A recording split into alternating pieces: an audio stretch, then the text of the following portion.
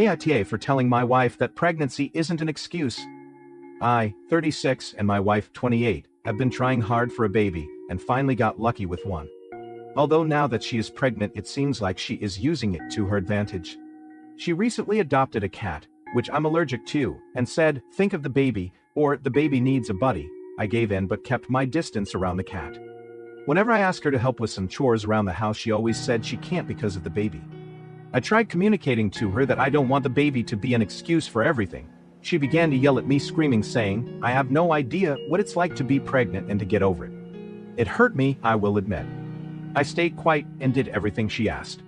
I needed a break, no doubt. I cleaned the house every day, went to work, took care of the cat she wanted while she quit her job and stayed home doing nothing but watching TV and ate. I did her makeup for her like she asked, rubbed her feet, massaged her, but it never seemed to be enough. One day I asked her if I could just go hang out with my friends for a bit, and she got mad and started screaming at me, saying that she needed me here. What about the baby? I was so tired and fed up that I told her to stop using her pregnancy as an excuse to get away with things. I cared about the baby, but I will not stand for this. She called me an asshole, and I walked out. AITA? Important comment. Before the pregnancy, we always shared chores, and I did everything equally, or what we considered equal. We never had any problems with communication or anything, but after she got pregnant, things changed slowly, but surely. At first, it was simple things as she couldn't bend over and tie her shoes, or she couldn't bend to a certain extent, which I understand, and I completely did everything for her, no questions asked. But as time passed, it gradually got worse. She couldn't do laundry, she couldn't cook a meal, she couldn't vacuum, hell, she couldn't even check the mail. Everything was practically on top of me. I didn't even have time to visit friends or do anything for myself outside of getting money and providing for the baby/wife and cleaning the household. I felt the odds were mostly on top of me. She never contributed anymore. She kept using the baby as an excuse, or her pregnancy as an excuse, and I understand if she had complications with her pregnancy or if it was a high risk, but the doctors never said anything about her pregnancy causing any complications. Then it got to the point where I had to do massages for her and makeup and nails and buy her expensive maternity clothing because she still wanted to look pretty, and I understand wanting to look pretty because she might have insecurities. But again, I was taking money out to buy her all of these things that she wanted to look pretty, and they were pretty expensive. She wanted a very pretty robe she saw on TikTok. It cost $160, and not to mention that we didn't spend as much money on the baby as much as I would like. We only got the baby a week's worth of clothes, while your wife got a lot more. She's been doing things out of impulses, such as buying a cat that she knows that I am allergic to. I tried brushing everything off as pregnancy hormones, but it just doesn't seem to be that case anymore. More about his plans for the cat. OP, I just wish I could actually love cats the way people without allergies can, but sadly I can't.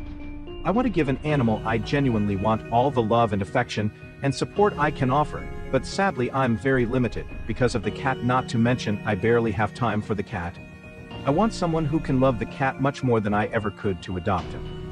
He is a sweet guy, but just not for me, which is okay too. To a different commenter.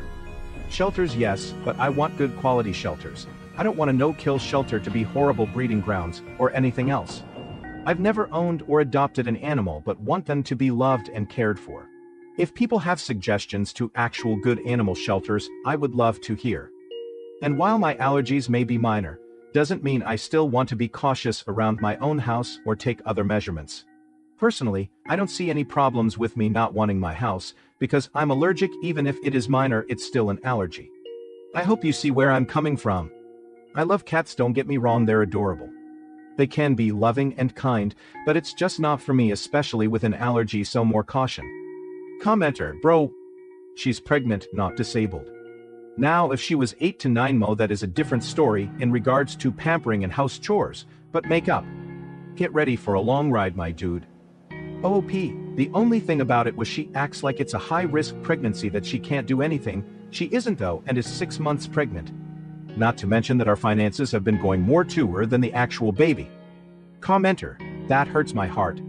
I'd love fancy things, but I'd never imagine asking my husband for something outside of our budget when we're prepping for a baby. You're spoiling her, which is maybe your way of trying to show her you care, but look at what it's doing. She needs a reality check. OP, I plan on discussing budgeting with her. Definitely go to couples therapy, getting personal therapy, and giving the cat to a no-kill shelter. If there's any other suggestions, Please do tell this is my first time during a pregnancy and I wasn't able to read the book or anything because of the fact that I have to do so much to provide for her and the baby.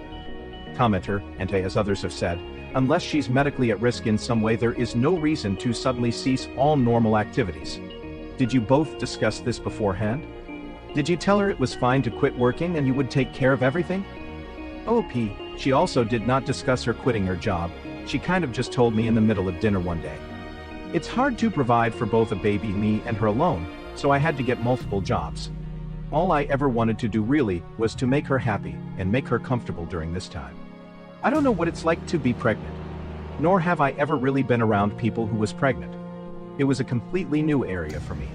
Since she was the one who was going through all of this, I just went by what she said. I trusted her and what she told me.